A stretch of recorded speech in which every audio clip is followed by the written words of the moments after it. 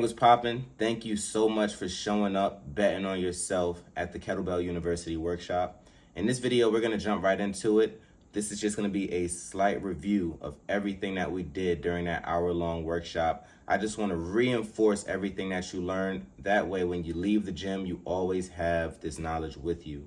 I look forward to whatever is to come, whether we will be working together in the future or not. You deserve it. All right, here we go. All right, gang. So first things first, we're gonna start with a deadlift.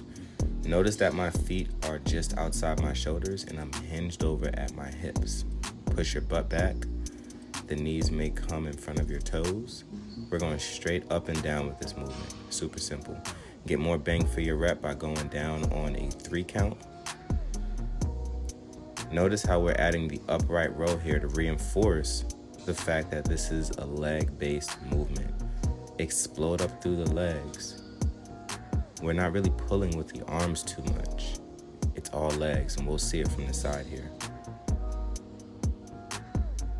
The kettlebell gets the momentum from the way we're standing up explosively.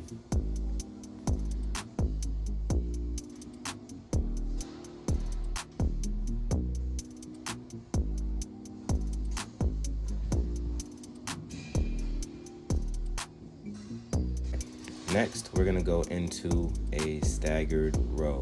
I got that kickstand position. Notice how my back toe is in line with my front heel, and I'm like in this aggressive stance, so the weight is centered over my front big toe. I'm leaning forward. As I'm rowing, I'm rotating that kettlebell as I pull up to engage my lats and my triceps. Once again, folks, keep your body square, and you're pulling to your hips, not your nips. Remember that always. Hips, not the nips. Moving right along, we're going into kettlebell cleans. So we're gonna take the same mechanics, remembering that this is 80% legs, maybe even 90% legs, and 20% or 10% your arms. Feet are shoulder width, we're exploding through those heels to give the kettlebell its momentum. We want to make sure that we're standing up extremely explosively, as mentioned. Popping those knees out if it makes you feel, or if it reinforces, I should say. And we're going to make sure we are rotating that kettlebell or wrist outside of our body. That's the clean motion. Last but not least, bring those two together and pull the kettlebell into the center of your chest, not the outside of the arm. We don't want it hanging over the shoulder. We want it inside the chest. If you find that the kettlebell is whacking your wrist, it's because you're cleaning it too slow. You're letting that kettlebell get above the shoulder before you rotate the wrist.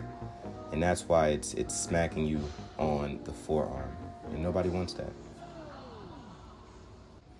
Alrighty, last but not least, those kettlebell swings. Notice I got that freeze frame at the top right, showing that hinged position. Hinge position means the butt is behind those feet. Knees may come right above your toes. We're gonna hike the kettlebell behind us and stand up tall. Keep it simple. Do not overcomplicate this movement, ladies and gentlemen, and do not use your arms. You see how I'm not slowing the kettlebell down with my arms? I'm letting it flow through my legs. Let it flow through that back window and then stand up tall in order to get it to go forward in front of you. We want it about chin level. I bend my arms in my kettlebell swings as a preference. It's definitely not necessary. Alrighty, last but not least this time, dead stop kettlebell swings. I know it was a little bit tricky during class, but it's just a sequence. It's just that technique. We're gonna do a regular kettlebell swing through the legs, drop the butt. Stand up tall.